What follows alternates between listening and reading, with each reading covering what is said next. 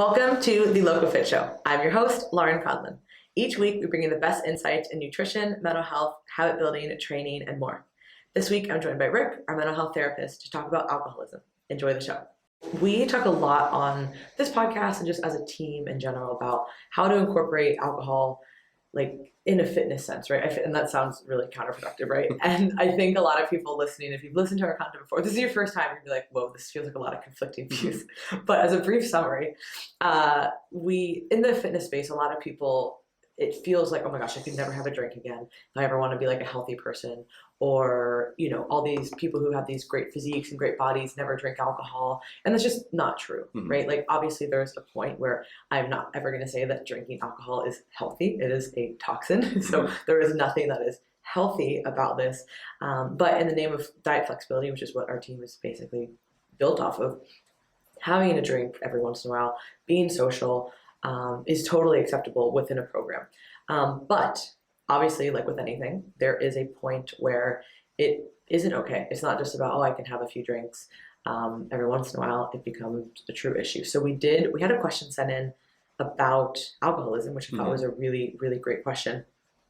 And it covers a lot of things. And we looked at this and you were like, this isn't just about alcoholism. Like you could insert any maybe negative behavior here, sure, right? There's a lot of things we could interchange. So I think even if you're listening, you're like, I don't really give a shit about alcoholism. I don't have that. I don't know anybody with it. One, chances are you might at some point know someone with it, right? So we're going to go over kind of a brief just addiction/alcoholism talk and then also answer this question. But I do think that it's applicable to so many different things. Yeah, absolutely. One of the great things about the question, the person who wrote it in, is that you can take out the alcoholism piece. And there's so many relational components to the issues and the struggles that this particular person's faced with that everybody can relate to. And the reality is, I think you'd be hard pressed to find somebody who hasn't been impacted in some way, shape, or form by addiction in their life, be it a family member themselves or somebody that they know, friend, colleague, whatever. So it's a far-reaching topic that even if it's not in your immediacy, you've definitely dealt with this at some point in your life or it's been an impact in your life. Yeah, and it's really unfortunate, obviously, and we want to touch on this because we touch on, I feel like, a lot of the just random topics, but things that people are interested in, and we can actually do a deep dive. So I'm going to read the question, and then we're going to go kind of over the general sense. So I'd like to hear you and Rick talk about alcoholism, and okay. I'm literally reading the paper, and I messed it up. Okay. I'd like to hear you and Rick talk about what alcoholism is and how it affects the people surrounding the person. I have been in a relationship with someone who has been not so much struggling because they don't seem to want to stop, but more like self-medicating with it for around 6 years off and on, with the last 2 years of our relationship being long distance. It makes the person super mean to be around them. I'd consider it verbally abusive and brings out suicidal ideation sometimes. We've had so many fights and conversations about it, brought a counselor into the mix once, and it was always changes for the very short term before it creeps back in again. It starts with, why can't I just have one beer at dinner? I'm fine, it's no big deal, and ends with a few weeks later with binges on weekdays or multiple a week. I guess what I want to know is when to give up. I know I can't fix them, but they were making good progress on their own before I decided to move. I made some huge life changes to be with this person because of how well they had been doing for months before I decided to make those changes, and they were set in stone. But as I'm writing this, the issue has come back into play after being around each other again only for 1 month. I can't take this again. So there's a lot going on here. And like we said, this is partly about alcoholism and it's partly about relationship. Like this person said, when is time to give up? So there's a lot that we can cover here. But first, let's touch on just addiction and alcoholism in general. Yeah. So whoever wrote that question, first and foremost, thank you for sharing that with us and opening up. It's never easy to write about these things, and I think that's where the anonymous part of this helps people. Certainly.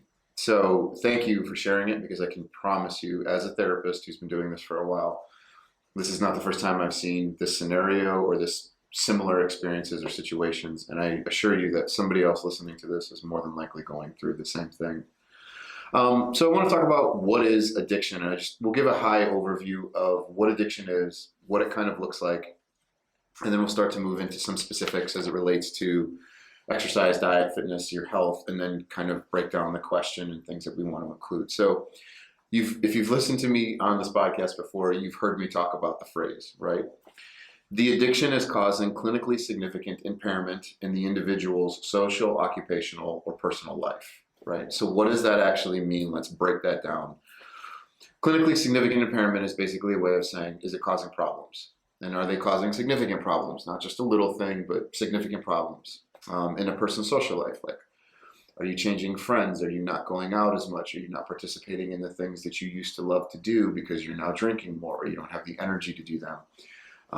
Occupational. Are you showing up late? Are you missing work? Are you missing deadlines? Is your performance dropping? Are you getting into more arguments and having difficulty managing time and things like that? You know, these are all pretty typical, obvious signs that a person's struggling. Personal life. Your interpersonal relationships. Is this affecting your romantic relationships? Is it affecting the relationships with your kids, with your children, with other members of your family? Like, are you withdrawing from things? Are you not around family members as much as you used to because you're drinking more? Are people being critical?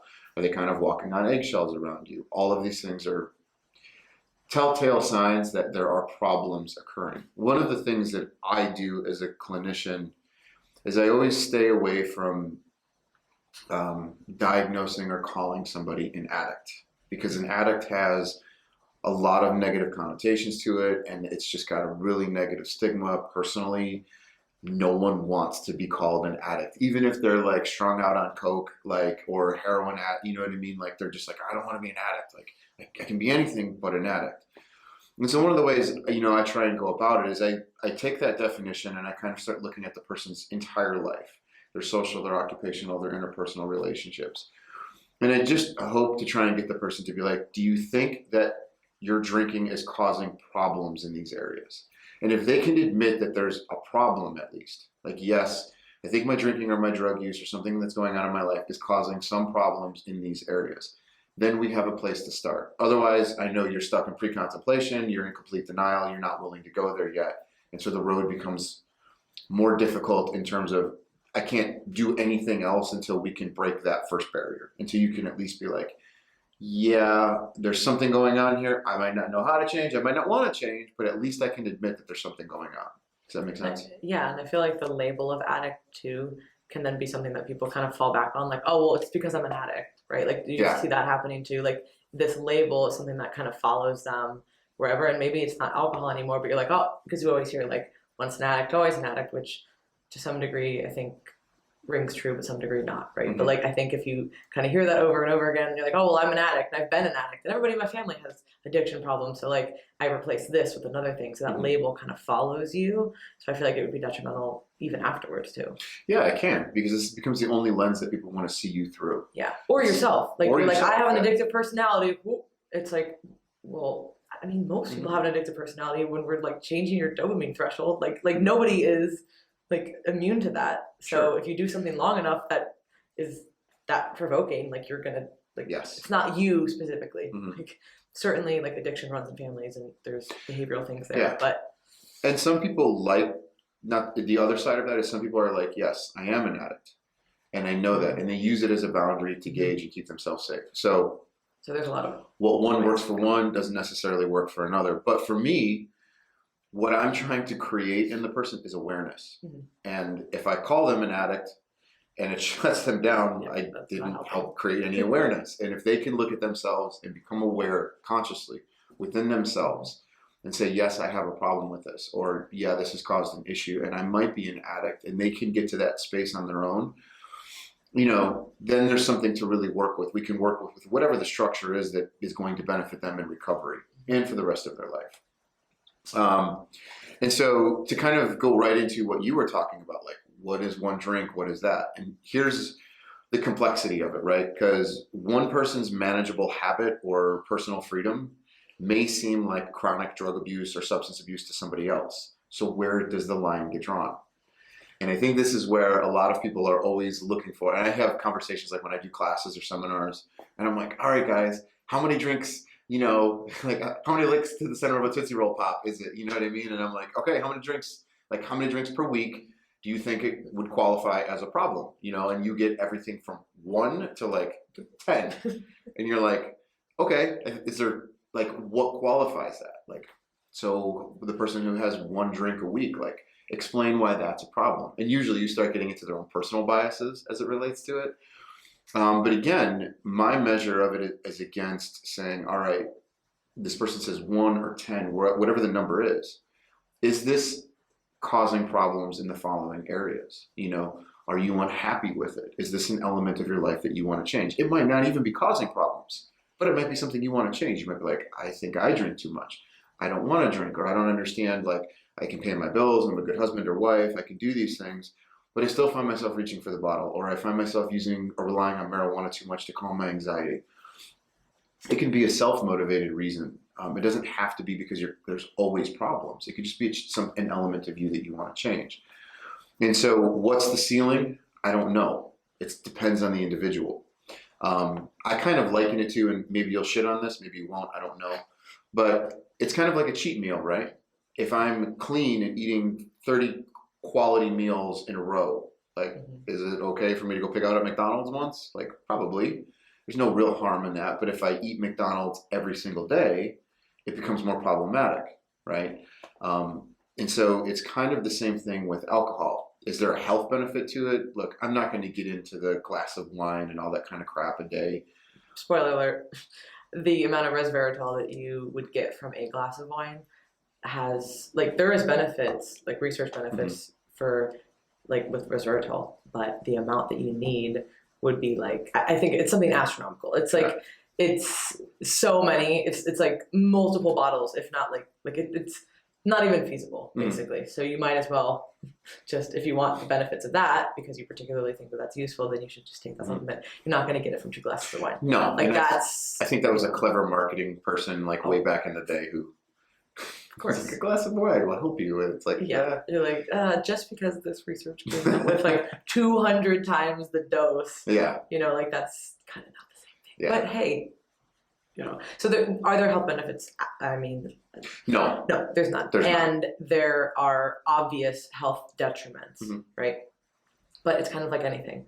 In the context of a healthy diet and lifestyle, can you offset some of those negatives? Yes. But it would be like somebody who, like, there's too much of anything. But if you're somebody who, like, resistance trains, does aerobic activity, like, keeps your weight in check, it has a great handle on the rest of your diet, has a solid body composition, you have really no other health markers that are, out of control. If you have a few drinks, like, is that a bad thing? Might not be, like, it's certainly probably, again, not going to help you, but it might not harm you that much. But everything else has to be in context too. Like, it's not a, like, you can't just look at that in a vacuum. Like, is alcohol healthy? Absolutely not. It's trash for your body. Like, it's legitimately toxic. Yeah. But in the context of everything else, it's kind of like the same thing. Like, am I going to see, like, I'm not going to say, like, oh yeah, chocolate cake is, like, really good for you. It's obviously not. But can you have chocolate cake in the context of a healthy diet and lifestyle? Yeah.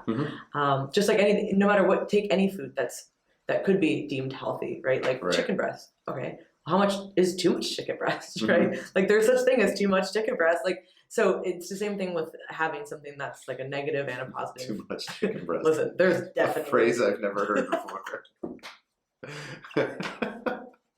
Trust me, there is a fucking limit to chicken, especially. First of all, it gets gross as fuck after a while, but also, like, like, it's just like, oh, you need something else. Yeah, but also, like, people do develop a lot of sensitivities to poultry, I find. Yeah. Anyways, tangent. Surprise. So yeah, so pretty much have chicken breast with your wine is what we're saying. Yeah. We're done with the podcast. Stay super healthy. Yeah, there's no. That's the complexity of the issue is that nothing is ever really black or white. And it's not a healthy thing, but if done in moderation and on occasion, it's not going to cause any real detrimental effect. For each person, it's going to be different. Like, if you're a person that has 1 drink and turns into belligerent drunk, like, it's going to be different versus the person who might be able to have 3 or 4 and no real negative side effects come out of that, and they can enjoy their Saturday night, or they can come home on a Wednesday and crack open a beer and nothing is there. Some of you might be wondering, like, well, why is it one person can do that and the other one can't? For a variety of factors that none of which I could 100% put my finger on. It could be your childhood, your experiences with it, your metabolism, what you ate, what you slept. There's 1,000 factors that go into this. How your body processes and metabolizes alcohol, like it's just a huge part of it. It's just endless. And so the idea of it is not to just, is to, when you start looking at it in terms of, well, why can't I have one beer? Or why, or why can't I have one beer when you can have one beer? It's not fair. And you start looking at it in terms of like fairness. It's like, okay, we're venturing down the irrational rabbit hole now. Instead of accepting it is for what it is. And what I think is we've also been sold a ton of myths on alcohol and our ability to have fun around it and how difficult it is to even quit. When you start challenging some of those status quos even, you start to open up different ideas and complexities. And maybe that's a whole separate podcast. We'll go down that rabbit hole later in challenging some of the things and beliefs that we even have about addiction and recovery. Or just like challenging, like just kind of those common beliefs that we hear about stuff. But why can't I be 6'7"? Like, well, Rick, for a lot of reasons, it's just life. Sometimes you can't predict those things. Like, if you're the person who can't have one drink because one turns into 100 and you turn into a really bad person or somebody that people don't want to be around, like, why doesn't really matter anymore. It just is. That's your height, that's your color, that's your frame. This is a crutch that you've got to deal with. And the longer you hold on to these, like, why not me? Why can't this? Why? Fair. You're just delaying healing. You're delaying a new process, a new recovery from setting in, and it's just going to be longer. So hold on to it for as long as you want, whatever rationalizations you have, but understand that once you learn to accept the reality of who you are and your limitations, or what alcohol does to you, the better off you'll be, and the sooner you can start to turn your life around. There's two main components to addiction for most people. There's a physical addiction and a psychological addiction. Physical addiction is dependency arises as the user's body literally adapts to repeated uses of drugs or alcohol. The process is usually called building a tolerance. We've all heard of this, right? And this is where you need to continually increase the amount that you're taking to either continue to get to the same level of high or just maintain, period. Tolerance is very normal and typical with sustained chronic drug or drinking use. Psychological dependency is a little bit different, and to me this is the one that is more difficult to actually overcome, which refers to the belief that a person cannot cope without the drug or the alcohol. And so for some people it's kind of like, what came first, the chicken or the egg? Generally speaking, it's the psychological dependency that develops first before the physical one, because you seek out substances as a way to cope with something else that's happening in your life. Now, sometimes it's totally accidental. You stumble into it, you're like, hey, I'm gonna have a drink. You try it for the first time and down the rabbit hole we go. Like there wasn't anything other than maybe curiosity, but it got its grips on you, it got its hooks in, and now we're down the rabbit hole. And so yes, for me, when I have a client who's physically addicted and psychologically addicted, the first thing I need to cure is the physical addiction. Sometimes that means detox and withdrawal and all that kind of stuff, because I can't get the mind to focus on something and learn new things if it's craving and jonesing for something else. And generally speaking, most detox, within 2 weeks, you're done. 30 days at a max. Like if you were to check yourself into a detox, like it's out of your system, you're no longer craving it, you're not like climbing the walls for like 6 months, like nope, that's all crap. 2 weeks, it's out of your body and you're usually doing well. Like 2 weeks to 30 days is the timeline to get rid of physical addiction to the point where your body's no longer craving it. Now you've got to start addressing the psychological addiction. You might still be craving it, but from that psychological perspective. From the psychological perspective, right? I'm stressed, I want to drink. I'm angry, I want to drink. I'm happy, I want to drink. Yeah, it becomes a behavior. I think that's where, especially with alcohol, because it's so socially accepted. Mm-hmm. I mean, obviously other drugs are becoming much more socially acceptable as well. But I think that especially alcohol is one of those things that it's like, no matter what kind of mood, like you said, it can even be, I think a lot of people think of alcoholism as like, oh, I can't go without this. Like I'm really struggling. Like I really need this. Mm-hmm. Or it could just still be something that is a behavior that you fall into, like when you're being social or in a good mood. Some people do that with obviously, cigarettes or weed or whatever it is, right? And it's not necessarily always like a bad reason that you started drinking a lot, but it becomes a habit. Oh, every time I'm doing this, or every time I have like this paper I have to write, I drink, or every time I have this going on. Well, then what if that behavior like upticks, right? What if you are no longer doing whatever? Like I know, when the school shut down for a little bit, like for those few weeks when COVID first hit, I was used to like, okay, I go to jujitsu these nights. Yeah. So obviously I'm not going to drink on those nights.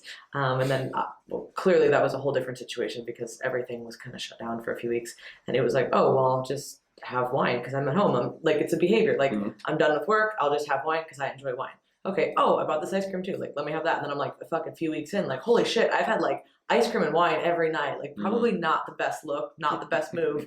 And it wasn't because I was seeking it out. It was just because that behavior was there. Like if I don't do X, then I'm going to do Y. Right. And it was a change in your routine created new habits, new routines. Yeah. It's so crazy. Yeah. And like, it wasn't anything like, oh man, I just got to have a drink right now. It was just. And I think for a lot of people, that's part of the accidental addiction that occurs. Like it's involuntary. Even behaviors. Yeah.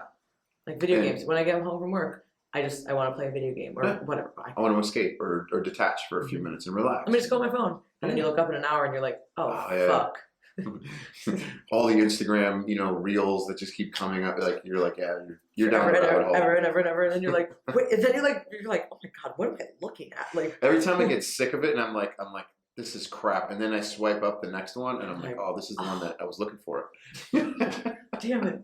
It's like they got me. They knew. They knew. They so knew. Assholes. So yeah, like a little avatar, the social dilemma. Like, do you remember that? Like they like made that thing. Wasn't it social dilemma? They had that. It was like a fake thing, but like it was like they were pretending like they had this avatar, and they were like, "Oh, didn't get enough likes here. Better go ping like this and create a notification." Yes. And then the avatar was like, "Oh shit!" Behind work. Like Rick wanted to leave. No, show him quick this. jujitsu video. Quick comedy. Jujitsu comedy. He's back. He's back. He's hooked. Got another 20 minutes on this guy. Pretty much. I can be programmed. I won't lie. Everybody can. So that's addiction in a nutshell. And yeah, it can be involuntary. I think one of the big issues that we're facing with now is with the opioid epidemic, when people are getting pain medications. Accidental addiction is so common because they're being prescribed, they're in a lot of pain. And because these things are so addictive, like they can stumble into it. And so you said an interesting thing as you were just kind of like going down, like you were processing through it. A lot of times people will say to themselves, like, I need this. And it caught my ear when you said it. Because one of the first things I start to do is challenge people on the language that they're using. Like, you don't need this, you want this. There's a difference between those two things. Like, need is an element of survival. This is not about survival. But by telling myself I need it, it becomes that critical to me. It becomes so important that it's like everything else can fade away because I need this. And so in your mind, you're relating it to that like threshold of survival. Like it's so important to you, instead of saying, I want this. And when you can start to change that language and challenge it in your mind, that's when you start to say like, all right, I don't act like I know that I want it, but I don't really want it. So what can I do? What are my skills? What are the things that I've got put in place? Like, how do I manage this? The cravings, the urges, all that kind of stuff. And once I get a person thinking like that, the recovery starts to grow exponentially because they can catch themselves and they're becoming their own therapist in the moment, not in terms of like gaining super amounts of insight, but they're able to catch. And that's the goal, right? Like I'm not going to, like I can't hold your hand all day. The same way a fitness coach doesn't like monitor every meal that you have. Like I can't do that. I can tell you what to do. It's up to you to go do it. And so that's what we're really striving for at that point. But one of the things that I do want to start to get into is the effect that addiction has. I'm having like a fucking super OCD moment. Okay. Okay, it's gone.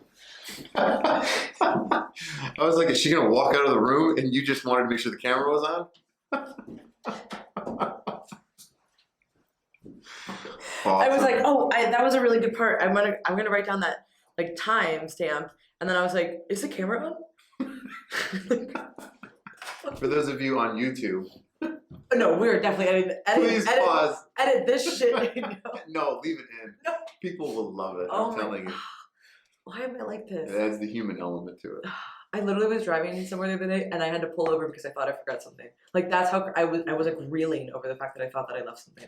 I almost surrendered. Like, Was it an important thing that you thought that you I don't even remember now, so no. But Okay. And we're back. And we're back. Well, I am. Lauren's not. Lauren's anxiety needs to calm down. I am like teetering off the cliff and it could go either way. So I might need a drink. Let's bring some wine while we're talking about addiction. Good call, Lauren. I'm joking. Come on, your listeners know. I'm like, no. They know you're not joking. Okay, keep fucking going. All right. So the impact that addiction can have on the family. And this is where I think a big part of the question that came into me spoke to me, and this is the part that I did want to spend a significant amount of time talking about. Because oftentimes when we think about addiction, our focus narrows in on the person with the problem. And what ends up happening is everything else and everyone else gets ignored because we're dedicating so much of our time to fixing the problem or the person. And that we don't understand, or we minimize the impact that the addict has or the addicted person has on everybody else, and the relationship issues and the self-esteem issues and the toxicity and the problems that get created. It's this huge ripple effect. It doesn't just touch one person, it touches the entire family. And so what I want people to understand is what I'm about to tell you, these like kind of traits and characteristics, it's not just with addiction. This is with any person who has like, or any family that struggles with like any type of compulsive behavior, right? Like if you grow up in a home that has like strict religious boundaries, or a person who struggles with gambling or drug abuse or overeating, like it goes on and on. Like that's what I'm saying. You can almost take alcoholism out of this and you can put in and insert like almost any unhealthy behavior and the same impact will happen. So one of the things that I want to highlight is this. Addiction can be almost, if not the same or more dangerous to the rest of the family as it is the addict. And the reason I say that is this, because people struggle to see from the family's perspective. So when you take a person who's abusing substances in some way, shape, or form, oftentimes that person, the addict, is numb to the world. So they're going through these experiences numb. They're actively numbing them out. However, the rest of the family is sober and feeling everything. And that gets so lost because it is not acknowledged, it isn't validated, and no one understands that unless you're in that family. It is so hard for people to grasp that concept, that I've been ignored, that I've been underappreciated, that no one has spent any time or effort or energy. Nothing of that has gone into me because we've only been focusing on that. And it's not just the brother or the sister, it's the mom, the dad, the husband, the wife, like everybody, the grandparents, the cousins, whoever is in that family. It's kind of like the narcissist, almost different, but where they're not necessarily maybe feeling the negative effects, but like everybody else is, right? So they're maybe not so numb to it, but they're just completely detached from even recognizing it. In this situation, yes. They're very numb to their choices, obviously, until they're sober. But even then, they probably just continue to numb in other ways, right? Yeah. But yeah, so you're right. Like nobody ever really does think about that, and that's what that question points to so well. I think is that this person clearly is feeling all of those effects, and it's kind of like, what do I do? They're like, just confused and lost, and like they're at a point where I feel they genuinely don't know what to do. Do I stay? Do I go? Like, if I stay, how long do I stay? Like, what changes should I see? You know, what are all the signs? If I go, what does that look like? Like, it becomes overwhelming for people, and so sometimes that's what causes the standstill, is they just don't know what to do. It's like with any behavior change, though, right? I mean, that's a huge hurdle for most people, is just feeling that like freeze, right? Like it's not like fight or flight; you're just like legit just frozen. The fight, flight, or freeze. You just stay stuck in it because you don't know what to do. And our mind, being logical and rational, is always able to do the pro-con list, like the pros of leaving, the pros of staying, the cons of leaving, the cons of staying. You know what I mean? And so, at the end of the day, unless it's like glaringly obvious and you tend to lean more toward the logical side of things and you're less emotional, sure, you can make that. But the majority of people, like their intimate relationships have such a strong emotional component to them that logic doesn't necessarily work. In fact, logically, we might know this isn't the right thing for me, but emotionally, I still feel compelled to stay. And so I think because the addict is numb and we're sober and aware of everything that's going on in our lives, it becomes very difficult for the rest of the family to watch that other person change and sometimes become a person that we are afraid of and we have a deep amount of fear for. Not only fear of like them dying, but of them hurting us, and all the other atrocities that come with addiction and everything that could, bring about. And so, I brought up death, which is a component of it. It doesn't seem like in this particular scenario, the person's at a space where they're going to die or it's causing life-threatening ailments. Well, assuming they're not like drinking and driving and things like that. No, it's suicidal ideation. Suicidal ideation. But that's different. That's not dying from alcohol necessarily. We've been around people who are drunk and they're like, oh, I just don't want to live anymore, and the depression kicks in. What I always try and explain to people is that oftentimes alcohol will amplify whatever it is you're already thinking and feeling, right? It's just a megaphone. So like if you're super happy and lovey, you're like, oh my God, I fucking love you, man. Or if they're already kind of sad and whatever they're feeling before they drink, that's when you see the depressed, like, I don't want to live anymore. This just sucks. Like life sucks. And so it's this amplification of what the person's already feeling in whatever mental state they're already in. And that can be a lot to be around because we've all had people who are like that. I don't want to drink around them. Like they just get too bummed and it's like, God, it's such a buzzkill. But what I do want to talk about is the impact of a person who drinks and is depressed. And especially with like the suicidal ideation part is what ends up happening to the rest of the family is I want you guys to think about what it would be like if every night you went to bed thinking that this person is going to die, or that the expectation is that if this continues, they're going to die, meaning death is a certainty in their mind. It's just a matter of when it's going to happen. What do you think the psychological toll is that takes on a person or a family, right? It can start with just anxiety and then move into generalized anxiety. And then it can turn into chronic depression, right? It can turn into suicidal thoughts of your own. It can turn into self-harming behaviors on your own. Because what also ends up happening is the people around them go so numb to the rest of the terrifying events that continue to happen. And it's like things that are supposed to provoke fear just become normalized to a degree. And it's not scary anymore because it's just what's expected. And when that starts to happen, like your version of normal is completely skewed from everybody else's who's not living in that chaos. And so this is where it starts to alter relationships and our perception of them and what's healthy and unhealthy.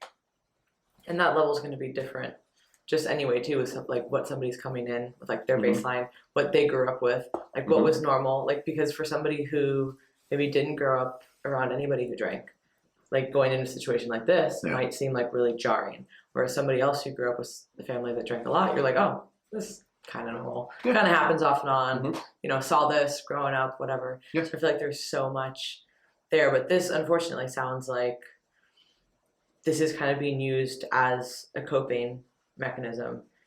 And then, the partner is just like kind of stuck. Like, what do we do? Because I don't feel like I'm getting through. And that probably just sounds like they're in that beginning part of like the change, or they're not ready to change because they're not aware really of the ramifications, and they're saying things like, why can't I just have one? Like there's trying to justify the use. Yeah, there's no big deal. Like I don't have a problem. And I feel like that's probably one of the more common things, especially if it's not, and I hate to say this, I'll put this in quotes, too bad, right? Like if it's not that they're not functioning, like they're kind of like, maybe they're not functioning optimally, but it's not like, they lost their job, or they have no friends anymore, or this or that. The like functional alcoholic? Yeah. So in my this favorite phrase. In that sense, they might be like, there's no issue. I'm fine. And to your point, for it? There's no number though. That's what is appropriate. Like what is a binge? What is a bender? Like, I mean, I think we can all agree on the extreme ends, like what a bender is. Like we all have probably done that multiple times, but I think we all know, like, oh wow, that was like a lot. Like probably having 10 drinks in a night was not the norm, right? But did you do that once in 3 years, or was that like, okay, like that's multiple times a week? Mhm. Like, Yeah. And I can't tell you the amount of times I've had like a couple, right? And they'll be sitting in my office and you'll hear the dialogue and you'll hear the one person say, well, I pay the bills, I go to work, I get up on time, I go to the kids' stuff. Like, what's the problem? And so they're looking for that, like, there's no detriment. And I'm going, well, the problem is sitting right next to you. They're unhappy. Like, you can't say that there's no problem if the person sitting next to you who you've chosen to spend your life with is upset with your drinking and drug use. There's one of the problems, right? And so it's like it's confronting that space, and it's like, is the problem this person who's drinking? Maybe. Is it maybe you? Is your expectation of what drinking is and what they should be doing the problem? Because maybe they're okay, and maybe it's not as bad as you think. And so it's not about judging it, but it's also about like, okay, are you just trying to pinpoint like, all right, because I'm doing these other things, it justifies my drinking. And so I always try and look at it from multiple perspectives and never just to jump down the person's throat and be like, okay, because you're drinking, this is a problem. It's not. Like, we have to look at it in context of everything. But oftentimes the person sitting next to you is like, hey, their drinking is a problem, so you can't tell me that there's no problems in your life being caused by drinking. And in fact, I believe I said personal life was one of the problem areas that we focus on. like per my notes. Yeah. Per my last email. Per my notes in the DSM. So one thing that is equally important to understand is this, because we're going to start getting into the psychology or the psychological components of what growing up in a family does when they have somebody who's an addict. Is one of the things that starts to happen is a person starts to question themselves, like, what do my emotions even matter when somebody else's life is at stake? So if I'm the brother and my sister is the addict, and mom and dad and me are always trying to help my sister, the addiction component gets, like, in our minds, it gets brought down to this space because we're just talking about dying, about survival, right? And so if we're worrying about whether or not this person is going to live and die, me feeling sad or lonely is very easy to dismiss. And in fact, sometimes families will be like, how dare you express yourself right now? Your brother or your sister is like struggling right now, and you're talking about being upset from school. Like, grow up. And all of a sudden what you realize is we're silencing this person. We're not validating him. There's no room for anybody else to exist. So when you talked about, like, yeah, the narcissistic component, like how it affects everybody else, this is what it does. It shuts everybody else down. You don't matter because you're not life and death. And your feelings don't matter because they're not as important as this. Like, what's more important than somebody living or dying? Nothing. That's it. Like, at a fundamental level, like, all other choices go out the window. You live or you die. Nothing is more important than those decisions. And so in our minds, it gets to that space. And so anything else that isn't life or death just doesn't rate, which means I don't rate. I don't matter. My feelings don't matter. My thoughts, my hopes, my dreams, my fears, my anger doesn't matter. And no one cares because it's not about, I'm not dying. And I'm just get ignored for doing everything right, or mostly doing everything right, and just trying to survive and get no acknowledgement, no validation. None of the support goes into developing me as a person. I just learn to survive. So Yeah. Do you think that that has something to do with like kind of that generational, like addiction cycle? Like, do you think that that would maybe create, like, say, like your brother is dealing with some kind of substance abuse, and then like now you have not integrated anything over here because you've been ignored and all those things you were saying. Do you think that that, like, I don't know, is there any it research plays out to in show? your your next relationship. Yeah, like, does that have that effect basically? Yes. Okay. Yes. Like that domino effect, like, because I was ignored here in all these ways, now I created similar or sort of similar problems to the actual person, like to my, in that situation, that brother. Absolutely. Which is where we see the patterns repeat. And oftentimes the patterns repeat because they're familiar to us, or we're also subconsciously looking to resolve the issue. And so, like, if I couldn't fix my brother, but I find another romantic relationship where he's an addict and I can get him to quit, it somehow cathartically saves my brother and the relationship, and I'm now made whole because I finally saved somebody. And we're going to get into rescuer and all that kind of stuff. But it's when one person sucks all the love, all the energy, all the worry, the strength, the effort, the attention, it all gets pulled into one person. There's nothing left for anybody else in the family. And that's where it starts to develop. We start to develop as survivors in that space, like that kind of stoic mindset. Sometimes what you tend to see is people will start to say, all right, I don't exist in this family, so I become anonymous. My thoughts, my feelings, everything, like I'm not going to talk about how I feel. I'm not going to share my thoughts. I'm not going to talk about my hopes or my dreams or anything else because there's no room for it. No one cares. There's no room to, like, how do you have hopes and dreams and who knows about them is because people ask you and they create an environment for you to think beyond life and death and allow those things to occur and talk about it and process it. So you start to shut down. You become like, I'm not going to talk about these things because I don't exist anywhere. There's no need for it. Right? That makes sense. Yeah. And so people learn to shut down. Toxic. Mm-hmm. They don't matter. What matters is everybody else. And this is where codependency starts to root. Right? I can't focus on myself, so I'm going to focus on all the problems for everybody else in my life. And now I don't have to deal with me either. Mm-hmm. Right? Yeah. Because you're like, oh, I don't matter. So yeah. I don't need to deal with my issues. Oh, damn. Yeah. Wow. So, so deep. Some other things that I just want to kind of touch on, and we'll kind of run through these. If you hear one that you want to make a comment on, just kind of jump in because I don't want to spend too much time on all this. But this is like kind of like as these things happen, this is how the psychology of an individual gets shaped living in environments where there's an addict. Number one, people have a hard time understanding what a healthy family actually looks like. If you grow up in an environment where it's chaotic, you don't know what healthy is, so you're left kind of guessing at what healthy is, or worse, sometimes using that template to gauge what healthy is. And sometimes people struggle with understanding the differences between what's a good role model and what's a bad role model. Because if one of the addicts was your parents, right, who's the template and the basis for all future relationships, for your perception and development of yourself, this is what's normal to me. Right? And so when does that person learn? This is where all the other factors of that person's life matter, right? Personal note on my own history, my father was an alcoholic, right? So how did I know what healthy behavior was? Well, I had an amazing mother, right? I had a great sister, but I also had other family members. I had uncles and like my best friend's father. These were all healthy people in my life who fulfilled that role. And so I was like, okay, this is what a man's supposed to look like. This is what responsibility is supposed to look like. This is what accountability looks like. This is what love and compassion and all the other things that were missing that I was desperately looking for in him, couldn't get, but these people provided.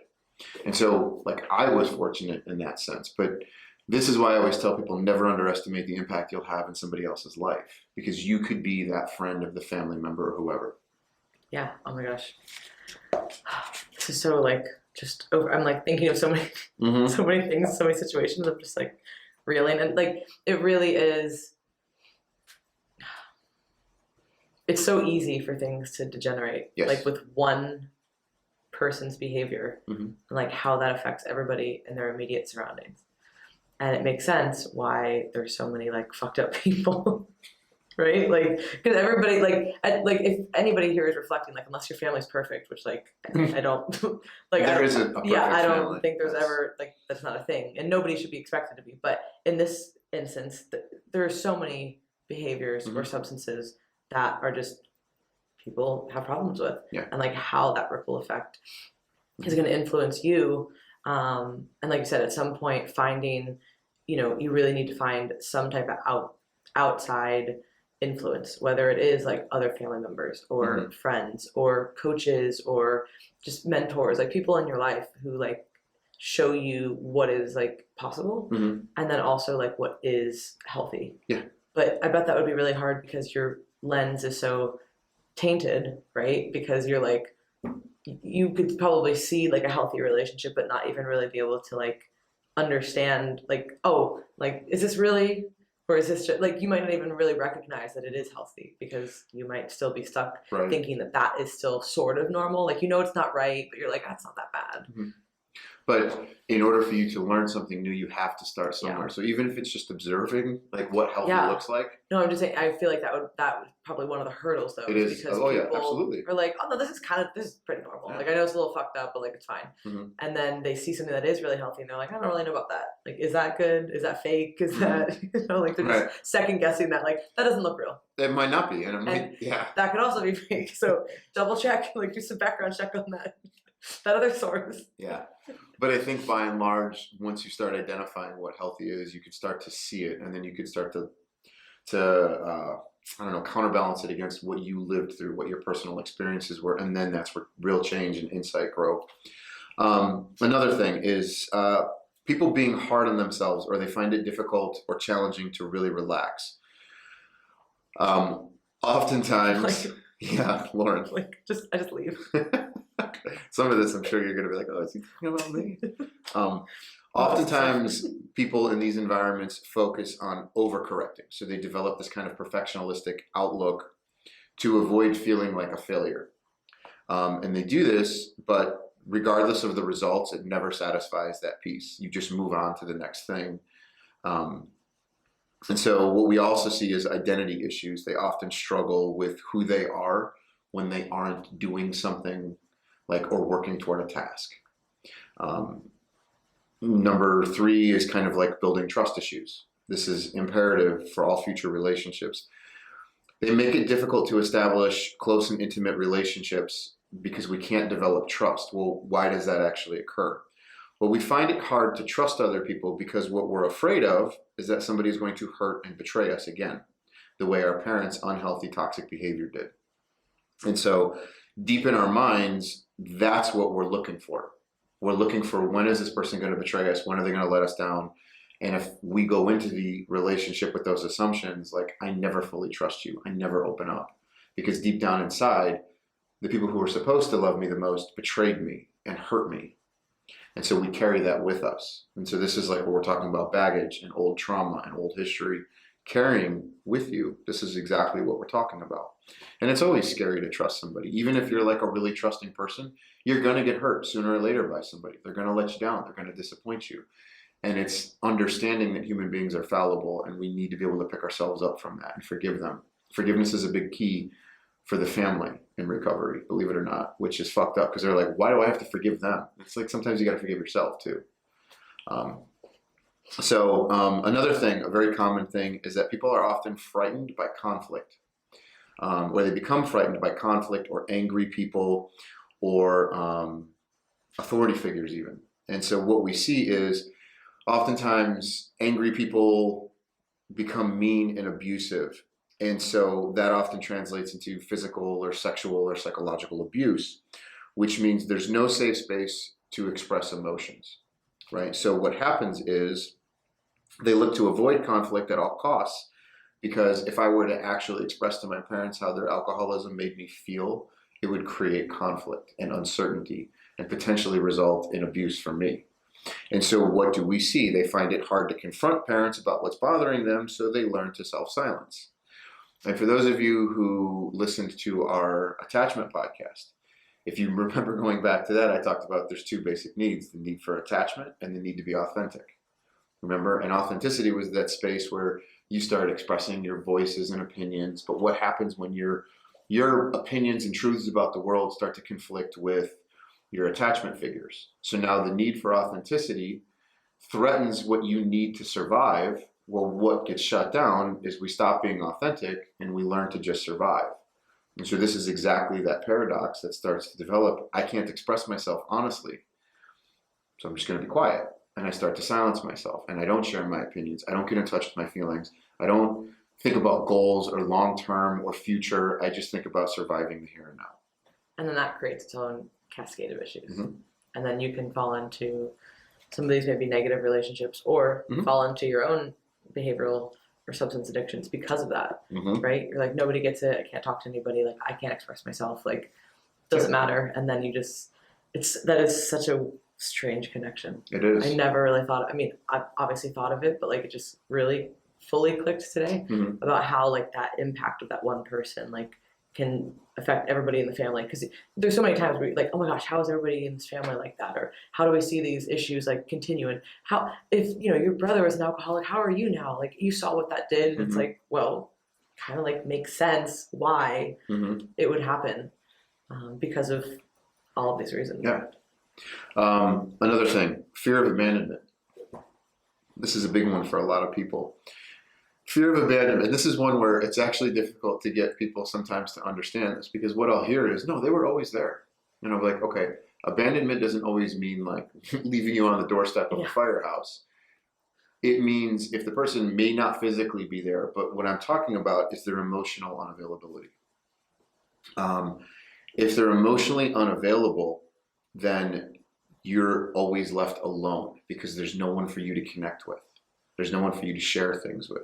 And so as adults, we find ourselves oftentimes in bad relationships, and we struggle to leave a bad relationship because at the end of the day, we just don't want to be alone. And the idea of that abandonment piece stems from that relationship, oftentimes from that, the fear of that person not being there for us, even though because they were never there for us, either physically or emotionally. That's a pattern that we repeat. And so we find other people who are like oftentimes emotionally unavailable to us, be it for one reason or another, and we kind of create that cycle again. And you probably also, again, can't recognize like if somebody is emotionally available. You're like, what's this? Like, right. This feels a little weird. This feels off. Something's wrong with that. Like you self-sabotage almost that situation. Like this person seems great, but I'm used to this. It can feel weird and icky when somebody's like, I'm sorry, how did that make you feel? And you're like, you want to know my feelings? And then what you get is this. Hide. You'll get this. Oh, I'm fine. This is fine. It's okay. Like, okay, I'm going to take away fine and good, right? All worries. I want you to use actual feeling words. And so it does. And what you find is it throws people into a vulnerable space. Yeah. So all of that starts to happen. Another thing that can happen is they can develop like a hyper sense of responsibility and just become like a perfectionist. Because you feel like you have to take care of somebody, like because you always took care of that person. Yeah. Right. Or like you were saying earlier too, so on one end of the spectrum, they can become like super responsible and perfectionist. And then, or the opposite can happen and they become like completely irresponsible. And so the reason is this. It's so weird how that happens. I feel like this happens with everything. Like it can. Like, not everything, but a lot of times, like, like I've had friends, come from like really bad, like just bad families, like bad socioeconomic background, et cetera, right? And like it's them and a sibling. And like they go one way and the sibling goes the other way. And they're like, I never want to be in this situation ever again. Like my parents were poor. I don't want to be poor. My parents are drug addicts. I don't want to do that. And then you become ultra successful and, not a drug addict, all these things, right? Like you become a whole conscious person. But then your sibling was like, yeah, this was all fucked up, but I'm going to go do this exact same thing. And I feel like there's like rarely like an in-between from like when somebody starts in like a bad situation like that, like you just really don't ever hear about that. You either hear about like, oh, they're just like so-and-so. Oh, you're just like your dad. You're just like your mom. Or you completely got out and are a totally different person and the family doesn't even really recognize you and probably treats you like shit because of it. And I've known many people in that situation, which is so comical and sad. But you're just like, you're mad that somebody like got out of this. I mean, they're just obviously jealous, but yeah. Yeah, and a large part of why that occurs, the disparity, is how that person interpreted and perceived the experiences. So like, for example, some children will face harsh criticisms from their parents. And so because of that, they try to avoid the hurtful words, and they do that by becoming a workaholic. They do that becoming an overachiever. They do that by taking responsibility and blaming themselves for things that are out of their control even.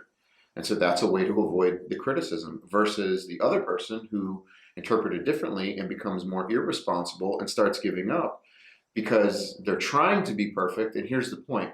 Soon they recognize that they can't and aren't perfect. And once they make that realization, they know that they will never be accepted or become enough. And so they just give up. And that's where they go down the other path. And so why does that happen? It's just about, it's a couple of things. It's how they perceived the events, their inner resiliency, and the other intangible factors that we can't measure, who are the people in their life that are keeping them on track. And so it's like, if you can be empathetic enough to put yourself in that person's shoes or to see yourself in that decision, you start to develop a little bit more empathy for the person who's struggling. And, one of the last things, and this is a big one, is people oftentimes can find themselves attracted to excitement, and they want to save people. And this is the rescuer complex. Oftentimes they start to confuse love with pity, right? And we kind of see that play out, and they become attracted to excitement because they're used to experiencing unpredictable, chaotic events. And so it's confusing, and they confuse instability for passion. And they're oftentimes attracted to cold or emotionally unavailable people as a way to solve the problem or rescue them. And this is where kind of that savior-rescuer complex comes out of, because what they're really looking for is to be desired, and they want to be wanted. And so I feel like you probably see that a lot. Yeah, I see it a ton. A ton. And so I really kind of want to start to address some of the meat and potatoes of that question. Yeah. Okay. Is there anything else you wanted to say? No, I feel like that was a really good overview. And again, we wanted to answer this question, but put it in a lens that can be applicable to obviously not just alcoholism, but in general, any kind of behavioral or substance addiction. And I think that really covered it. Yeah. So obviously with any of these questions, I always feel the need to preface this in the sense of, I love the question, but because I'm unable to have an honest dialogue with the person, I have to make some assumptions. So all of this comes from a space where I can do my best with this. It's not something that a person should ever take as hard and fast advice or guidance or what to do. I'm just trying to give the best objective look at this question that I can. And so I feel the need to preface all of these questions with that stuff. I understand. I think people understand that, but also, hey. Right. So one of the things. Take my advice or no. But yeah, right. Hope it works out. Yeah. We tried. I show you that meme. It's like when you're an Italian, every time they give you advice, they throw their hands up in the air and they say, what the fuck do I know? But really. Right. That's how we're going to If it ruins your life, it's not my fault. It's not Rick's fault. He's Italian. Okay. So a couple of the things that I kind of picked out of this situation is length of time is kind of an issue within this, right? So 6 years on and off to me is a consistent and would qualify as a long period of time. So I guess one of the first elements I would want this person to start to think about is the concept of change itself. How long do you think it actually takes a person to change?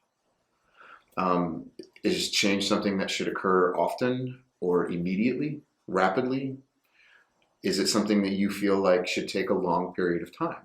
Because how you view change and the progress toward change can greatly set the expectation for the other individual or the relationship.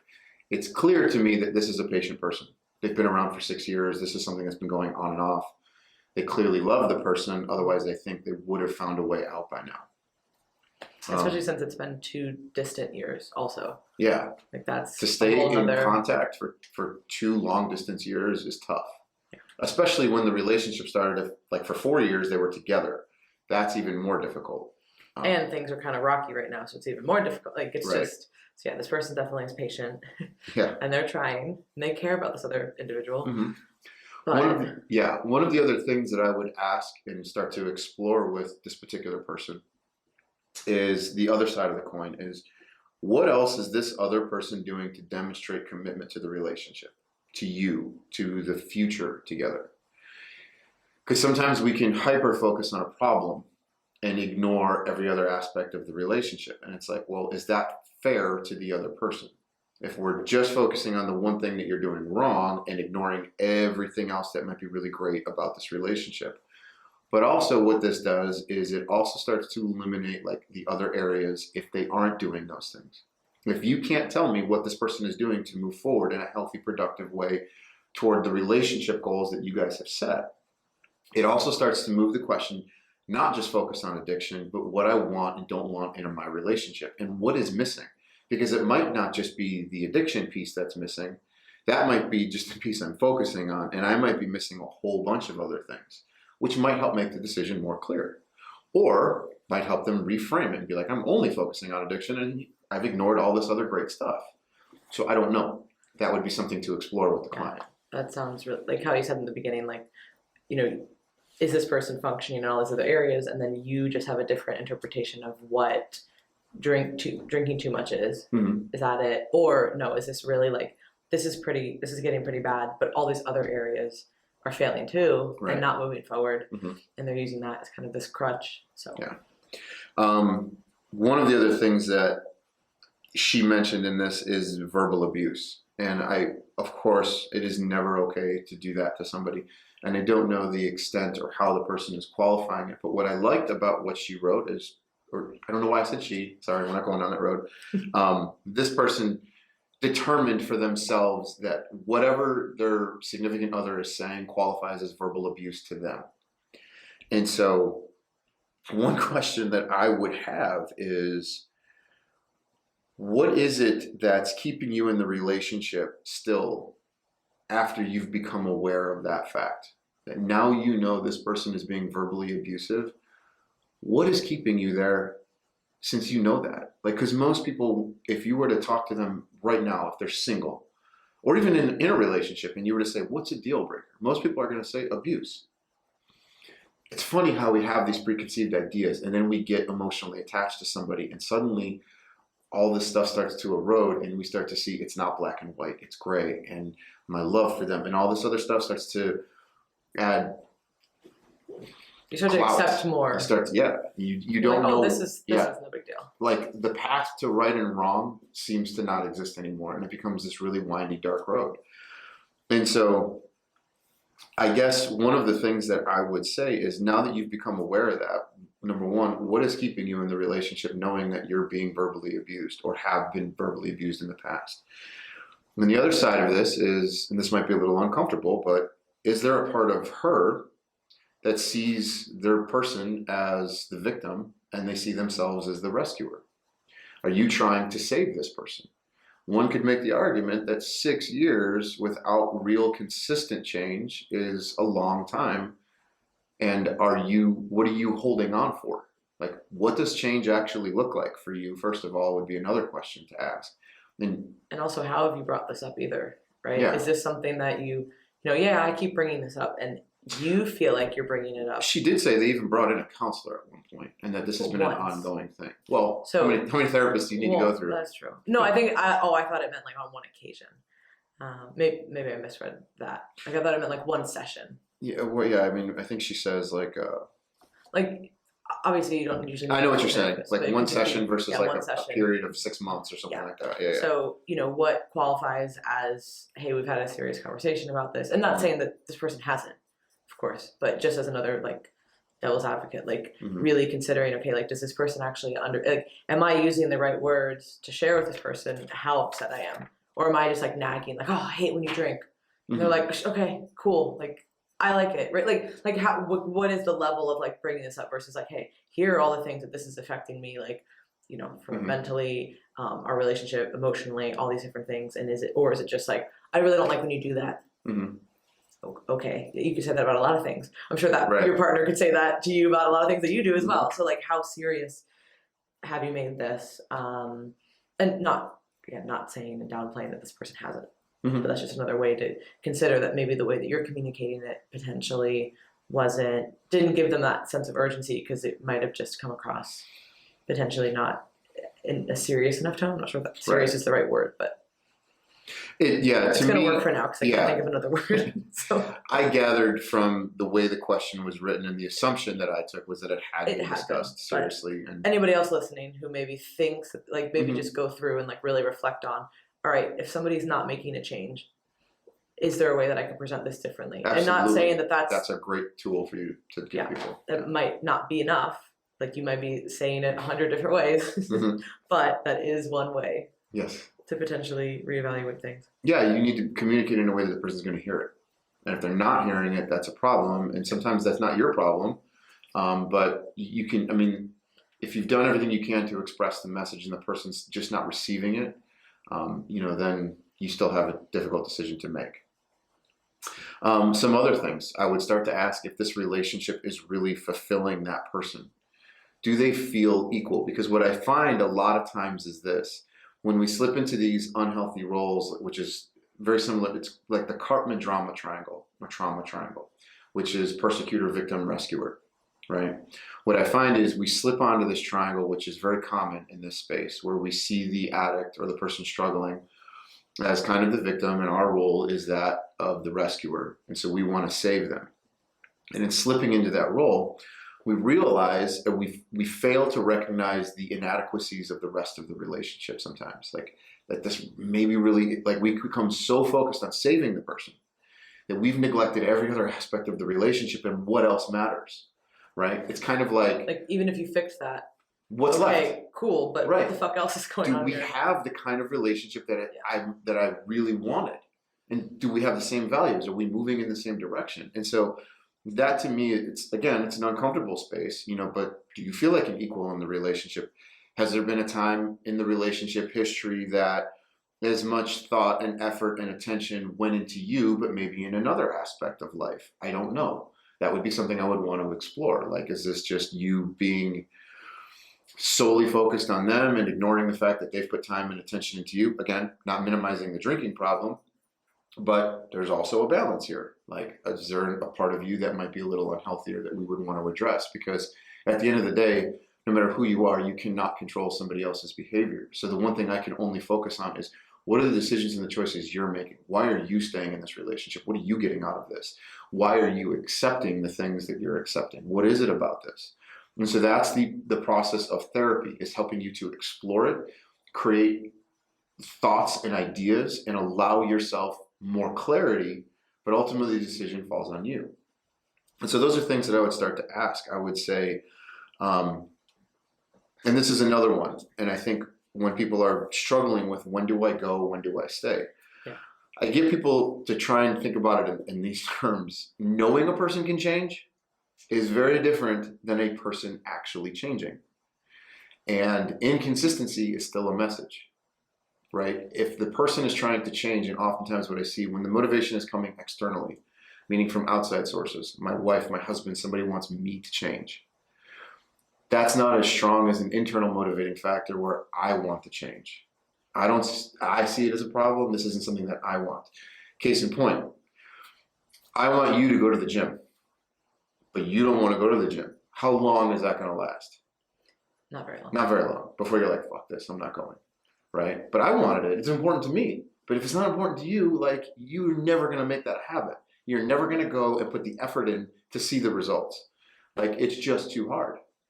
And so it's the same thing with this, and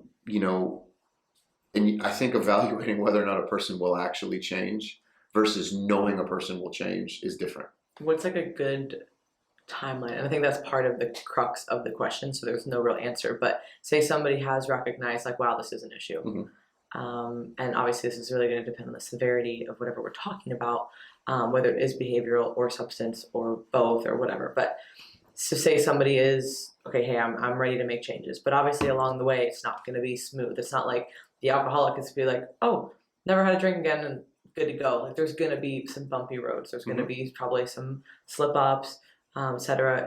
If it's a behavioral thing, probably going to experience that, that issue at some point. So like, what though is like a good time course before it's like, hey, like I need to give this person grace to like change, but also like hold them accountable because they keep saying they want to change, but then they keep slipping up every few weeks or few months.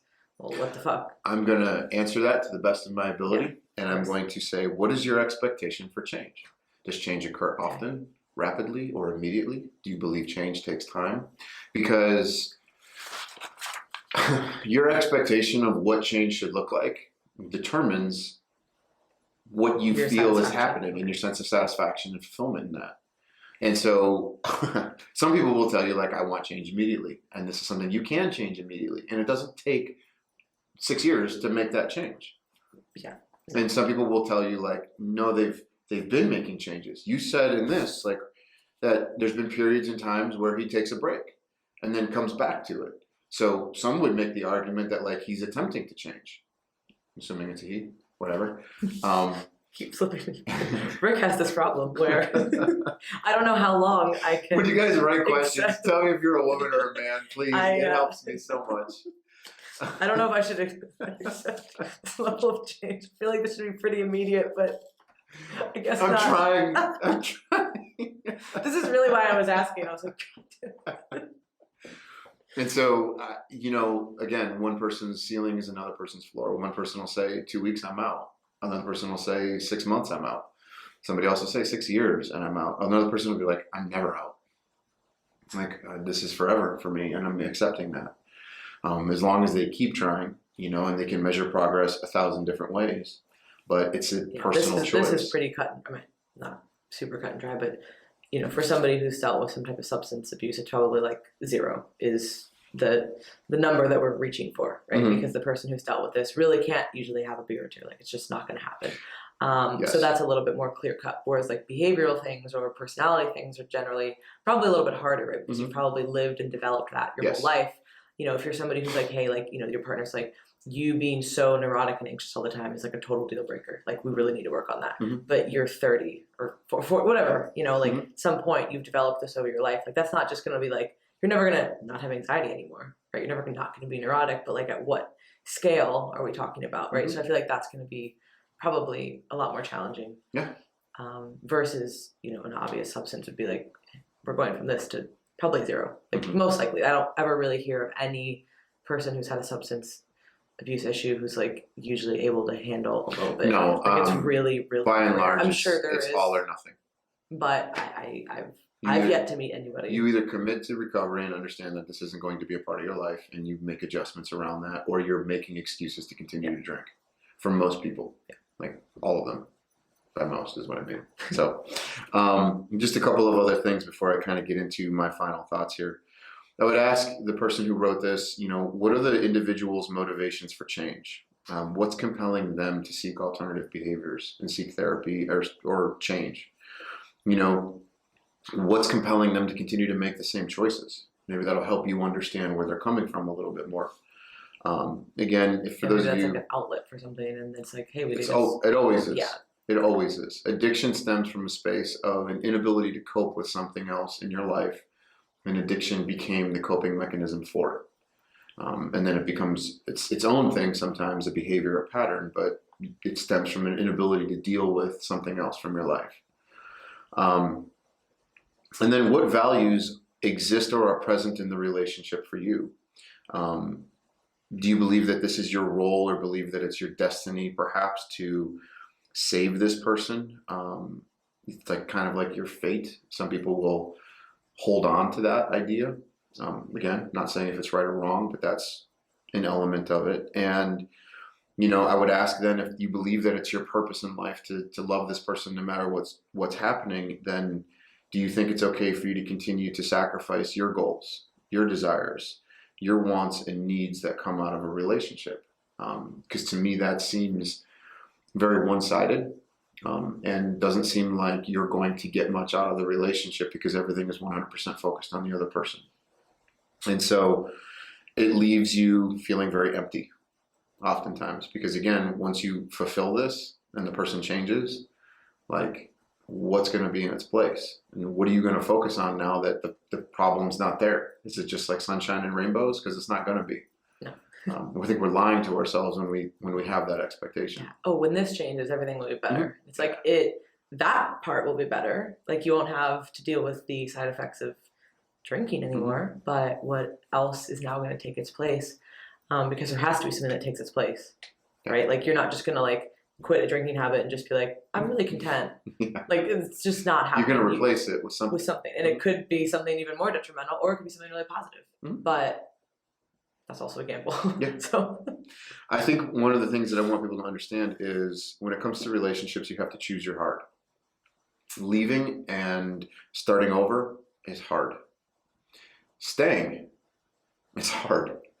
I don't know if there's a way around it. There is no perfect solution, and there's no way to circumvent that. You've got to choose your heart, and it's going to come with sacrifices and pain, but that's a choice that we have to make.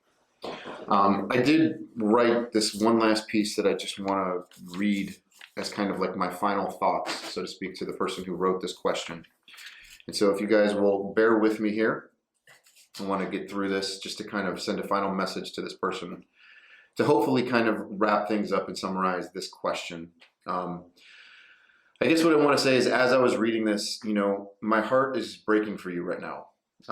I feel such sadness and desperation in your words.